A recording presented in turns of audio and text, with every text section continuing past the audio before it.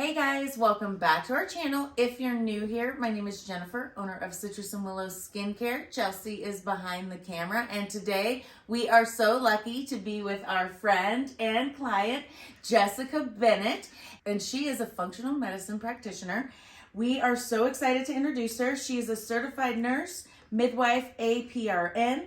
She graduated with a Bachelors of Science in Nursing from University of Vermont in 2003. After practicing as a nurse for 10 years, she felt an unwavering desire to continue her education and pursue an advanced practice degree as a Certified Nurse Midwife, graduating with honors from Frontier Nursing University in 2014.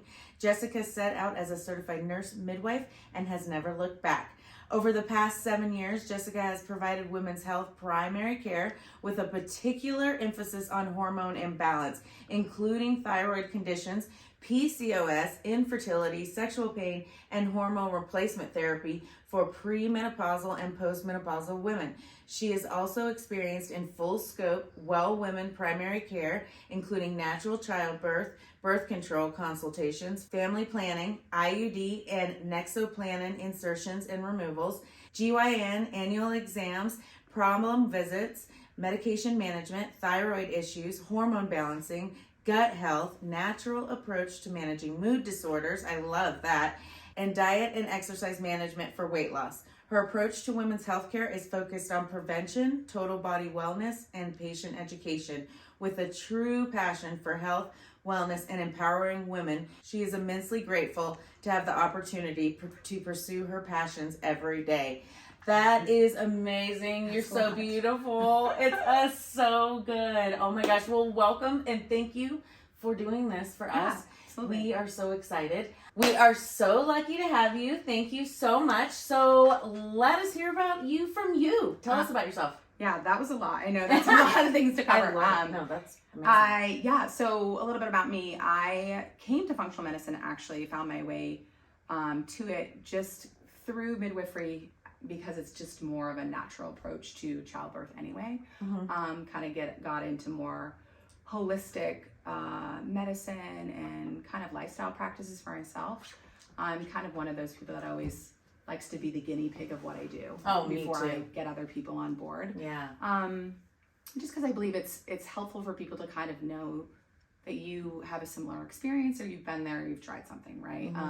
I feel like functional medicine is more relatable to people because we look at the root of health and what makes us foundationally healthy and well. And I came into it because I had discovered I had an autoimmune disease, and I was like, I need to figure out how to make myself better. Like, I didn't want to go down a conventional route of medications. I've been a nurse for 20 years, so I know what that all looks like, and everything has its place, right? But in terms of when you think about autoimmune, it's your body kind of attacking itself. So what's going on in the system that's causing the symptoms? And that's really like what functional medicine is. It's what at the root of our systems makes us foundationally healthy and well. Does that foundation look strong, or are there things that are kind of weak in the system that are leading to other symptoms? So, the foundation is here. Sure, there can be symptoms out here that may correlate or they may be on their own, but is the foundation, the weakness in the foundation, making other things worse? So that's kind of what we look at in functional medicine, and it's all the things, right? So I don't think there's ever a one-size-fits-all approach to anything in life. Yeah, no. Like what works for you may not work for me. Exactly. So I think it's more personalized medicine, and it's kind of like skincare in that way, right? Right. You personalize it to what that person needs or what's going on for them. Like there's an umbrella, right? But then each one has their own little thing, and it's not always like it's integrated, right? Yeah, right. And I think that's an important topic that we can talk about today. Is like how did the different layers affect each other, and what presents, and like how do we know that those are signs of other things, and how do we investigate that, right? Yeah, exactly. And I love that, explanation of functional medicine. I've never heard it explained like that, but I am a big believer in integration, Eastern Western medicine, and how the gut affects the skin. This is our largest organ. It seems like nobody's talking about that. It's so weird. It is really weird. I mean, I think that what we forget is the skin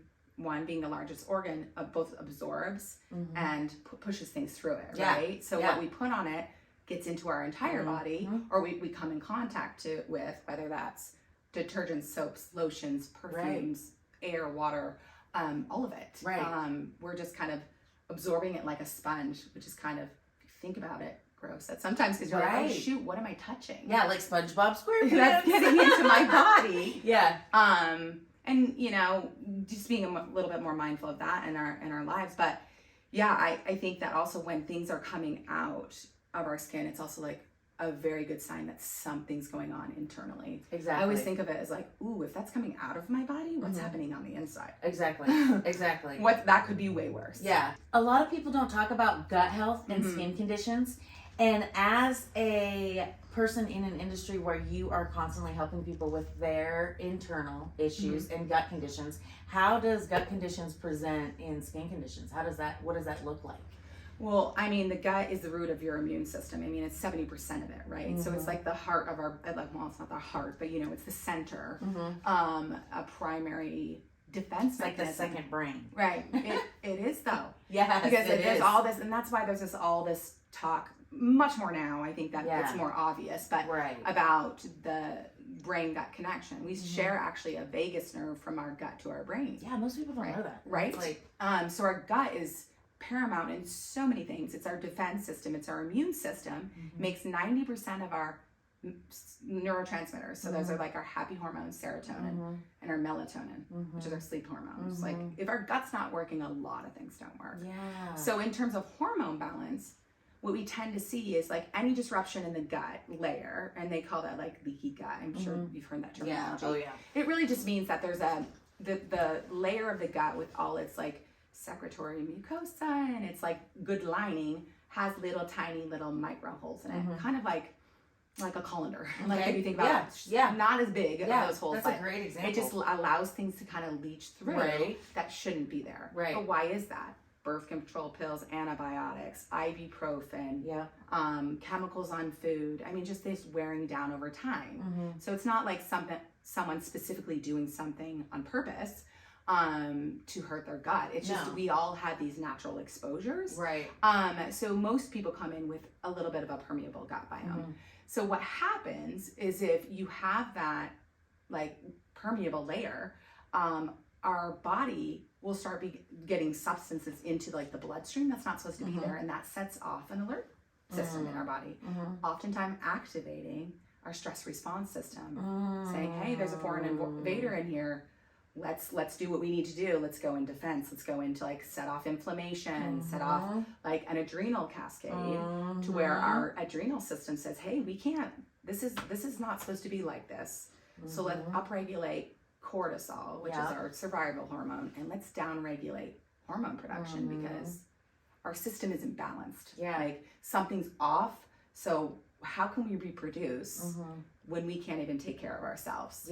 So that will lead to more hormone imbalance. And if you already are predisposed genetically, you know, towards something like PCOS or, you know, endometriosis or another like hormone imbalance, you'll start just, you know, contributing to that because your stress response system is like, hey, this gut isn't working for me. I can't put a human inside this system. I can't grow something when I can't take care of myself.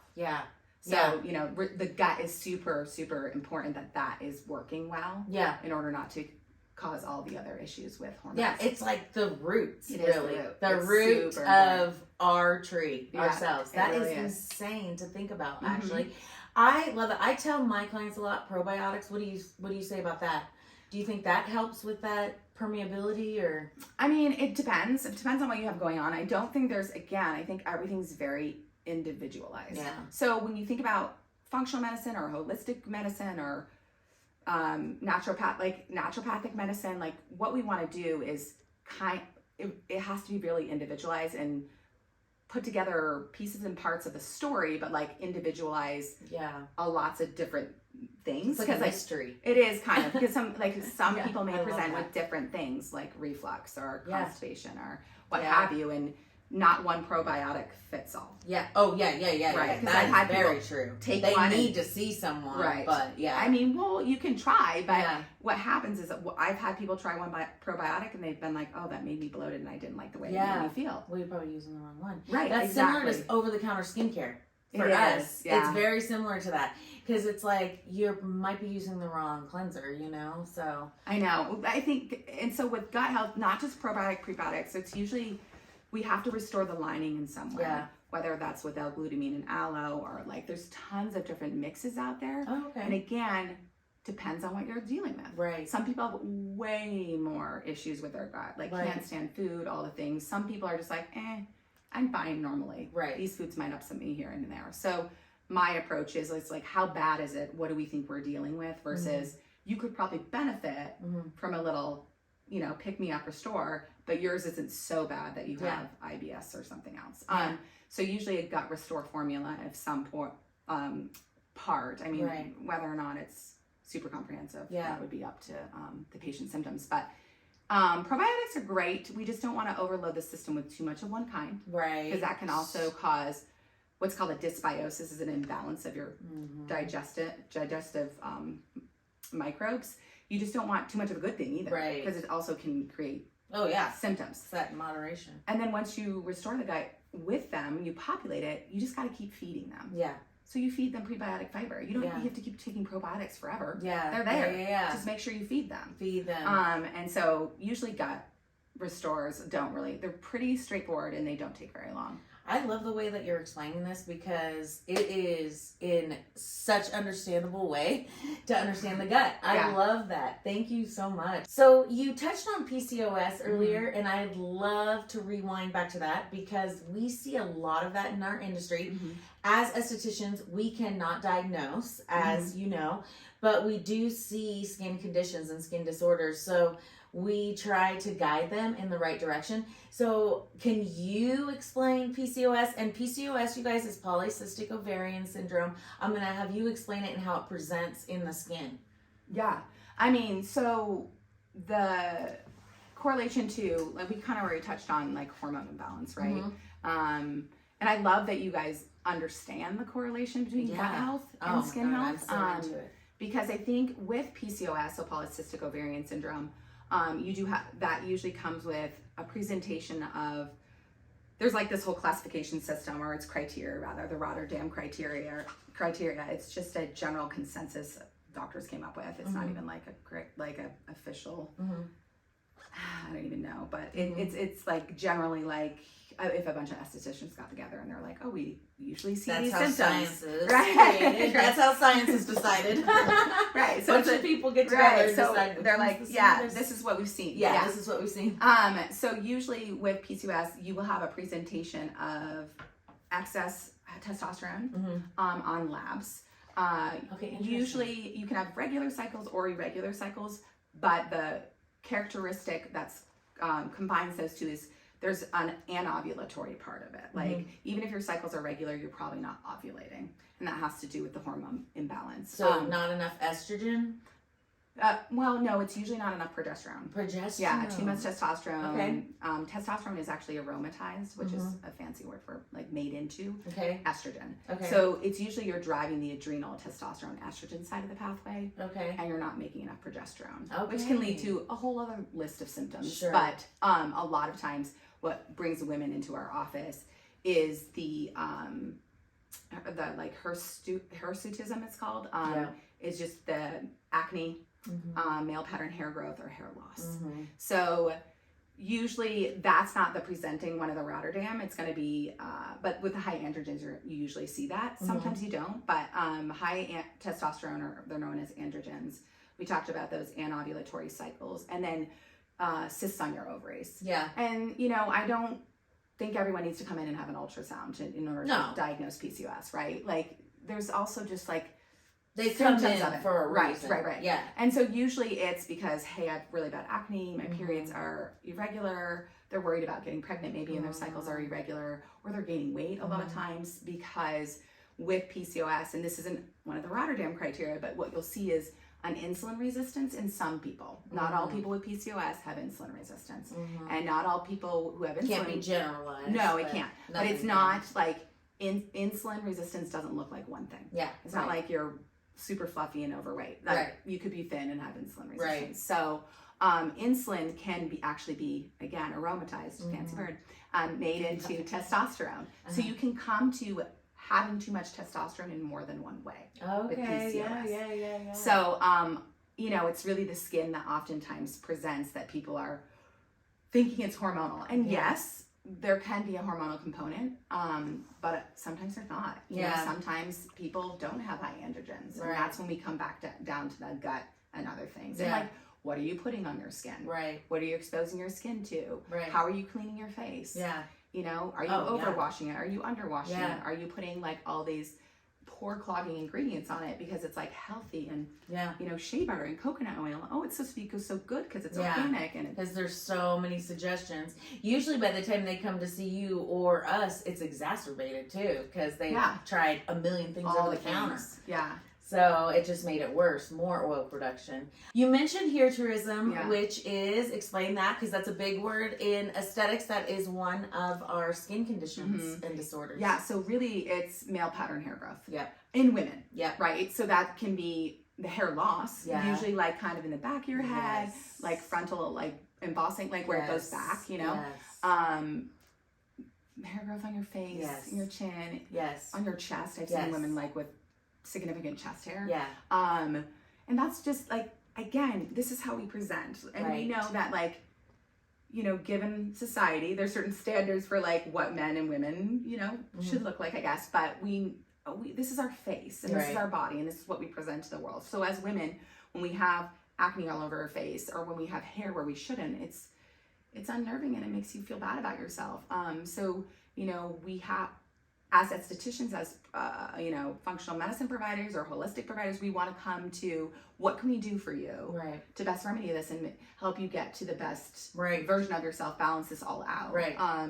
And you know, to each their own. Some people might not be bothered by a hair or two they have to pluck off their chin, but when there's more substantial hair growth, we have to think about more permanent options. Right. And it didn't just happen overnight. It takes a while to find the root of the cause and fix that root. So it's not one pill to fix it all. You have to really try all the things. All the things. It is. And you know, treatments for it, like we can do herbal supplements to regulate testosterone. I do love herbs, but with guidance. They can be dangerous. True. And, you know, there's off-label use for like spironolactone, which is a loop diuretic, I am so glad you brought that up. I was going to ask about that. Yeah, that works really well to block androgens.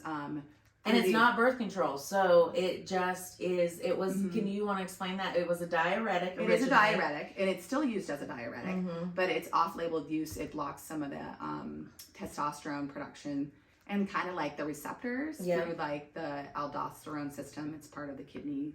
It's complicated. We probably don't need to go into the chemistry, but a lot of dermatologists prescribe it. And no long-term side effects. Not really. I mean, I think you always have to be mindful of like when you're taking a medication, it's synthetic, so there's always going to be side effects of anything that's not natural to your body. Even with herbs, like if we're putting something in that our body isn't naturally producing. It does affect kidney function, so you want to make sure if someone goes in with good kidney function, doesn't have issues with their blood pressure, things like that. This is why people just aren't running around prescribing it to themselves. You have to know what you're doing. So that's why they talk about potassium. Yes, and just making sure, because it actually is a potassium sparing loop diuretic. So what that means is it doesn't push out potassium through your kidneys, so you hold on to more potassium. So oftentimes knowing what someone's baseline kidney function and electrolytes are before you start on that would be you know, ideal. I've drawn them when people are on it throughout the time they're on it. I've never ever seen that affected in a negative way. We usually dose it so low that it's not a problem. So that's one thing that can work to block testosterone, when oftentimes also when herbs aren't working. Some people just aren't responsive to that.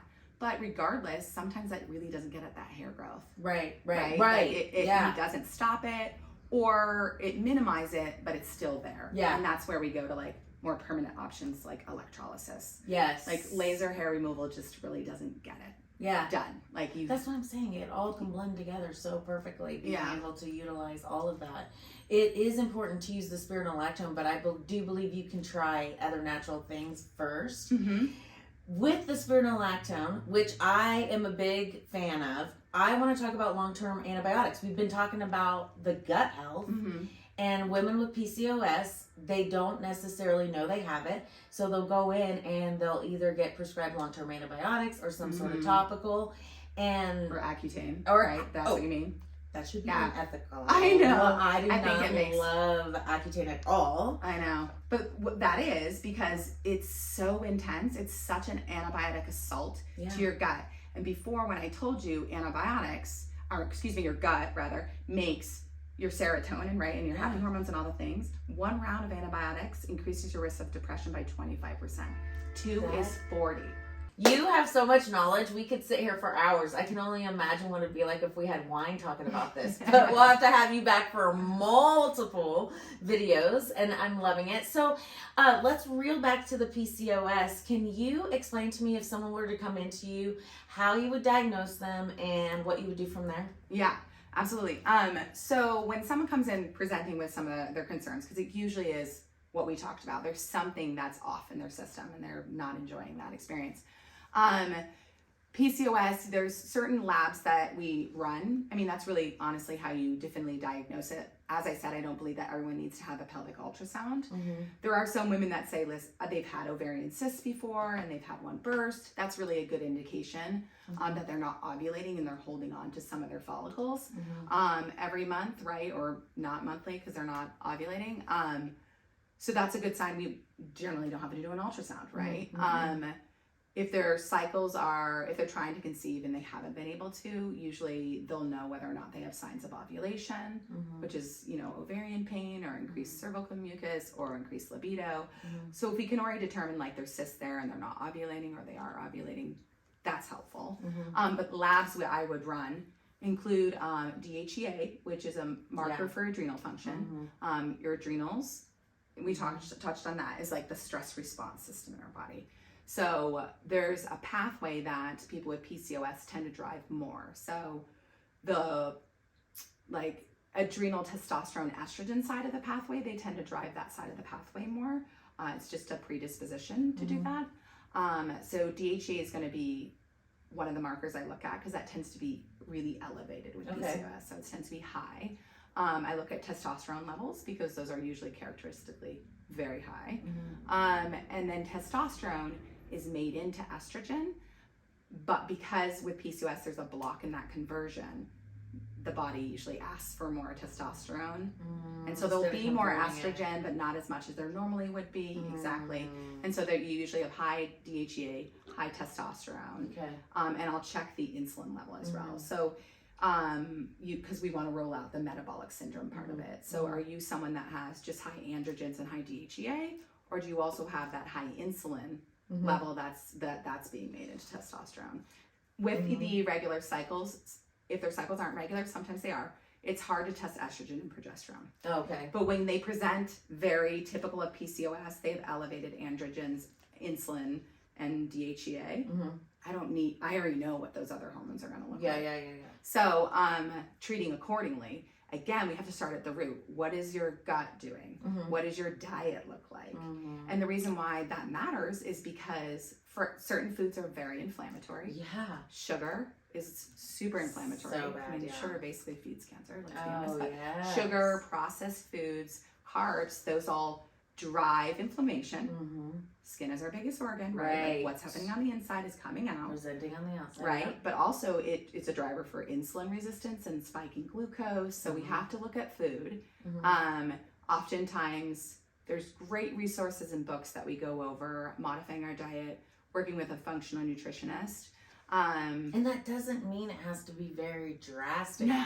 It is hard for a lot of people not to do the dairy. That is one thing I really talk about. Oh yeah. But once you get off the dairy and start doing almond milk, oat milk, things like that, it's so yummy. So the thing about dairy is there's a lot of hormones in it that aren't hormones, especially if it's not organic. Sometimes some farms put just more hormones in them, human growth hormones, other hormones, antibiotics. Like, you are what you eat. you are what those animals are ingesting, right? Like you're getting that into your system. Yeah. So usually we say, and also just dairy in general, even without PCOS, is sometimes inflammatory for women and can contribute to the hormonal acne again, because they're hormones that aren't your hormones. Right. So I usually say, if you can, go dairy free for a little bit. Sometimes even gluten free. You can do like your own fermented sourdough, but the way that gluten is processed and sprayed with chemicals and all the things, that can also be inflammatory for people. And it's just kind of, we test trial some of this. It's not like, let's do this forever, but it does it make things better. Yeah. And then avoiding or trying to eat organic meat if you can too, for the same reason. The injection of the antibiotics and treatment of the animal, like not the treatment, but what they're putting in the animals. Yeah, what they're putting in the animals. And then we usually look at supplements to start with. To kind of help balance out the hormones, and try to reserve medications for people that are more refractory or like they don't respond. Right. Or have already tried some of these herbs and they haven't worked. Just because some of them, spironolactone's great, but if we don't need to have potential side effects or, I don't know, like people don't want to be on medication, right? No. So we use it sometimes for those really, really high androgen levels. If I need to knock them down quickly, we can do a short course of it for 3 months. It's really, you said it's not birth control. That's true, but it also isn't supposed to be taken if there's a chance of getting pregnant, because it can cause fetal harm in the first trimester. Okay, so that is something I did not know. Yeah, so I mean, if people are actively trying to conceive, it's like, well, we either need to take the precautions to not conceive these 3 months you're on it, or let's try something different. Right. And then we go into like herbal supplements that help balance out the high testosterone and boost up the progesterone that, because progesterone is really on the other side of the hormone pathway. We're not driving that.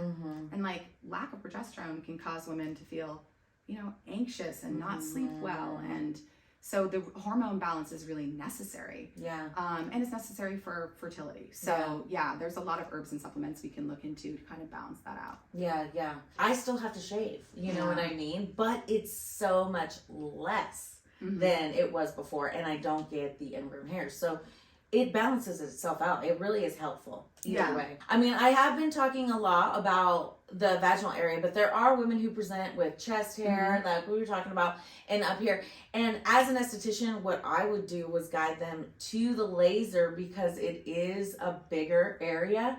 And then as that starts to fade down, then you can work towards the electrolysis for the areas that keep coming back. That would be, just like little simple steps, you know? Do the chest hair at first, I would probably start waxing it. Yeah. Well, the thing that you probably often see is also like the ingrown hairs that come with waxing sometimes. So obviously having it done by a professional. Not done by a professional. Right? No, don't do it on your own. And why they get the ingrown hairs, you guys, a lot of times is the coarse hair is you're not exfoliating, gets stuck under that. That's interesting. Those the skin layers or something. Yes, it's so interesting. So it is about proper procedure after. And that's why if people are getting waxed and they have breakouts, they're not being told how to treat their skin after. Yeah. Most of the time. I think that the hard thing is like getting your body to function optimally in an environment where our food system is laden with chemicals. There's endocrine disruptors in our, soaps, detergents, lotions. Like we're putting the wrong things on our skin. Like there's no magic pill. If I had the magic pill, I would be a millionaire. But and I'm just so many people would be happy. Saving the world, saving the planet. But I think that when people just want to do the one thing, or I just want to do the hair removal, or I just want to take Accutane, it's like that is not like you're like band-aiding something. You're really not ever going to get very far. No, and Accutane is not 100%. No, and that's why working on all of these things as a layer, skincare, laser hair removal, hormone balance, foods, like all the things, like it's a dynamic approach to making more of an impact for long-lasting results. That's exactly what I was going to say. I was going to say you have to think about the longevity of your life. And yes, sometimes having something instant helps, but that's not going to fix the problem. It's a Band-Aid. You need to think about long term, and that's getting to the root of the problem. Right, which is oftentimes why women who have PCOS are oftentimes put on birth control. Well, it fixed the acne because it's balancing out my hormones. But the second they get off that, it goes right back. It goes right back. Because you're doing the same thing that is causing the problem in the first place. So you gotta like, it's work. I mean, it's work to be healthy. It's work to be unhealthy. So we talked about some different things that you can do for estheticians that see clients with PCOS. But as an esthetician, what would you tell me if you sent me a client with PCOS that you've diagnosed? What should they stay away from? What should I stay away from to help them with their skin condition? Like in terms of skincare? Yeah. Yeah, I think that I alluded to it earlier, is just there's a lot of fragrances, there's a lot of chemicals in cleaning products, in personal hygiene products, menstrual products, skincare products, lotions, face washes that can actually mess with our endocrine system, which is our hormone system. Yeah. So usually having patients avoid fragrance. I mean, fragrance, unfortunately, natural fragrance is still fragrance. Perfumes, like, they can mess with your hormone balance, which is like, dang it. Like, we all like things to smell good. But there's also some really clean skincare lines that use botanical fragrances, aren't really fragranced very much at all, that do a wonderful job at cleaning and caring for your skin. So, and you would know that because you guys tend to use really clean products, which I love. That's one of the reasons why I love you guys. Multiple reasons, but that's one of them. So usually I would say for an esthetician or even for a client, downloading like the Yucca app on their phone, or Think Dirty, or the EWG has their Healthy Living app. I do know with the EWG though, they don't give any weight to like fragrances in terms of when they're rating these things. These apps are helpful because they rate how toxic something is to your body, which is very interesting. You want to kind of be looking at things that also, yes, they're low toxicity rating, but they also don't have a fragrance. So just keeping that in mind. If they're like, oh, this apricot conditioner, because yes, conditioner, all this touches our skin and our face, right? Our hair. This is really low rated in the EWG, but it's fragranced. So I'm not going to get that. And then just kind of, you guys, from my experience, because I've come to you and had wonderful results with my skin, have a list of also ingredients that are common in causing acne, so kind of just using all of those resources to look through all your products and change them out. And that would be the contraindication, right? Anything that's going to contribute to messing with your hormones. And I just wanted to clarify a couple things in there. When we talk about chemicals, not all chemicals are bad. H2O, water, is a chemical. So you need the guidance of an esthetician or a nurse practitioner or someone, a functional medicine doctor, to guide you. That's what we're here for. No one can know it all. You can try to do all your own research, but at the end of the day, you don't know what's really going to work. That's our job, to do that research for you and give our guidance through that. So I really want to make that clear. With fragrances, most product lines in our industry are very good about making sure none of that. A lot of them work with the EU standards, which is the European standards. And I like that about the companies in our industry. But over the counter, they have more of a broad range of what ingredients they put in there. Well, the FDA doesn't regulate beauty products; they regulate themselves. So that's always concerning. Right? Because if you know, as someone who's making a product, you can save money by putting in a cheaper ingredient that you don't really care, because you don't know these people. Interesting. I mean, I think that when your eyes are open more and when people know more, I think the standard's going to be a little bit higher for some of these companies now too, to be a little bit cleaner. And so I think that the more resources and the more people you have in your arsenal, the more educated you're going to be. I think it's great to empower yourself and to read up on things and know what you want. So when you go to your provider, say you're not coming to me, like, you've watched this video, you can go, I want to know if I have PCOS, and you can ask them to draw your DHEA and your insulin and your testosterone, because by default, they probably wouldn't. And you can ask those things. The worst thing they're going to say is no. And then you can find someone who's going to. I mean, it's no harm to them for you to draw. If they say yes, but I don't know what to do with them, then you can find someone who does. But I think, like, knowing and having all the tools, putting them all together and creating your little army of people that are going to support you to get you to your goals is great. You can't do it all on your own. Like, life in general, you can't do it on your own. So having the collaboration there. But I really feel like if you want to know baseline and you aren't with a functional provider, you don't have one available to you, a holistic provider, someone you know haven't come to me, you know, getting those 3 baseline labs would be really helpful. Yeah. To start. Yeah. And that's even something you can ask your regular practitioner. Yeah, primary care. Primary care and insurance would cover that, which is helpful. And then you can go to functional medicine doctor. Yeah, it depends on your insurance. Well, I know, dude, that's a that's whole the hard other part. video of It's that. the hard But part. yeah, it is so important to know what you're putting on your skin and what you're putting in your body. Mm-hmm. So takes a lot of like paying attention. you guys, I want to put a big, huge disclaimer out there. We as estheticians cannot diagnose. I have been in this industry for a very long time. I've worked in dermatology. I have seen things. I still do not diagnose. I refer. And that is how synergy in our industry works. Mm-hmm. Yeah. I love being able to have collabs with local people that you can really utilize, because we are in the industry of giving self-confidence, Yeah. making people feel good about themselves, and giving them longevity of life in Right. yours for the internal part of it. Thriving, not surviving. Yeah. Yes, Mhm. yes. And we're here to have that knowledge to share with other people. Mhm. I mean, It's always a good idea to seek people who are specialized yes, in their field Yes. for things, and not just kind of try it on your own. yes, Well, yes. and we've developed the best relationship through that. Like, Yeah. pretty much it works together, referring back and forth. Yeah. When I see something, Yeah. we go back and forth, and I think that's how it all has. Yeah, I can't do platformed. what you do. No, yeah, right? I That's can't do what you do. Yeah. Right. My best saying is, when the tide rises, all the boats float, and we all need each other Yeah. in this journey through